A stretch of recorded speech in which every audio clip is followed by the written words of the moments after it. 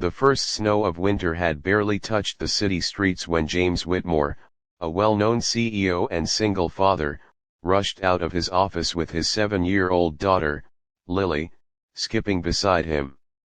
She was bundled up in a pink coat and matching mittens, her laughter echoing against the cold glass towers as she tried to catch snowflakes on her tongue. To everyone else, James was the sharp, untouchable businessman who built empires with nothing but strategy and willpower. But to Lily, he was simply Daddy, the man who held her hand crossing the street, and the one who tucked her in every night. That evening, as they walked toward their car, Lily suddenly tugged at his arm. Her small voice trembled, not from the cold, but from something she saw. "Daddy, her baby is freezing." James followed her gaze. Beneath the flickering glow of a broken streetlight, a young woman sat huddled on the frozen pavement, her coat threadbare, her arms wrapped around a tiny baby. The child's lips were tinged with blue, its cries weak and desperate against the winter air. For a moment, James froze. He'd spent years mastering boardrooms, negotiating mergers, making ruthless decisions. But nothing had prepared him for the sight of a child so fragile, shivering on the sidewalk. "Daddy, please," Lily begged, clutching his hand tighter.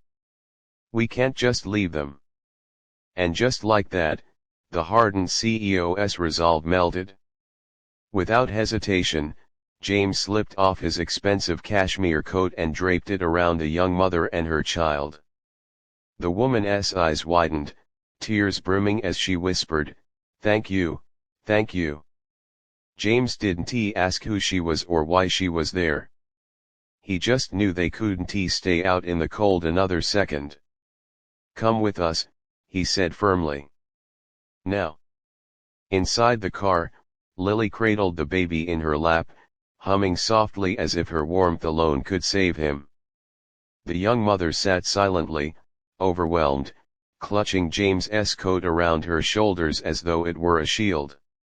At the hospital, the doctors worked quickly. The baby was malnourished but alive. The mother, her name was Rachel, finally broke down, telling James between sobs that she had lost her job, her apartment, and had been living on the streets for weeks. She hadn't eaten properly in days because she gave everything she could find to her child. Lily, wise beyond her years, squeezed Rachel's hand. "You don't have to be alone anymore." James felt a lump rise in his throat. He had built skyscrapers, but here in this sterile hospital room, he realized the greatest foundation he could lay wasn't in concrete and steel, it was in people, in compassion. That night, instead of returning to their mansion, James and Lily stayed by Rachel's side. They brought her food, warm clothes, and comfort. And for the first time in months, Rachel didn't feel invisible. She felt seen.